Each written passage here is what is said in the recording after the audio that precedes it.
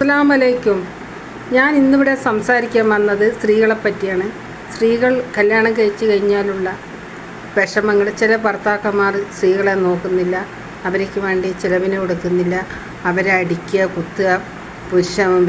മുസ്ലിം പുരുഷന്മാരാണെങ്കിൽ അവർ വൗവാര്യത്വം നടത്തുക. ഇങ്ങനെയൊക്കെ ആ സ്ത്രീയുടെ ജീവിതത്തിൽ അനുഭവിക്കാനും അതിലും അനുഭവിച്ചാണ് ഓരോരോ സ്ത്രീകൾ മക്കൾക്ക് വേണ്ടി ജീവിക്കുന്നത്. അപ്പം ഈ സ്ത്രീകൾക്ക് സ്വാതന്ത്ര്യമാണ്. കാരണം എന്ന് വെച്ചാൽ സ്ത്രീകൾക്ക് അവർക്ക് വേണ്ടെങ്കിൽ അവർക്ക് നല്ല ചിലവിന്, കാരണം എന്ന് വെച്ചാൽ ഇന്നത്തെ കാലം 10,000 കൊണ്ടൊന്നും ജീവിക്കാൻ കഴിയില്ല.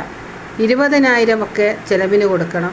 പിന്നെ കുട്ടികൾ വളർന്നു കഴിഞ്ഞാൽ ആ കുട്ടികൾക്ക് ആ കുട്ടികൾക്ക് കല്യാണം കഴിക്കണം, അവരെ ഭർത്താക്കന്മാരെ നോക്കണം, അവരെ ഭാര്യമാരെ നോക്കണം.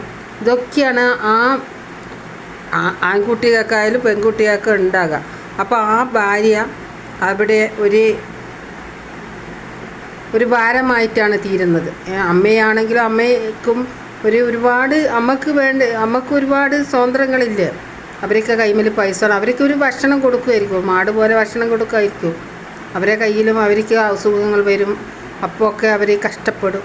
ഇങ്ങനെയൊക്കെ ഉണ്ടാവും. അതിന് ഈ കേരളത്തിൽ ഭാര്യയ്ക്ക് വേണ്ടിയിട്ട് പ്രത്യേകമായി ഭർത്താക്കന്മാർ നല്ല പൈസ ഇന്നത്തെ കാലത്ത് നല്ലോണം പൈസ വേണം ജീവിക്കാൻ.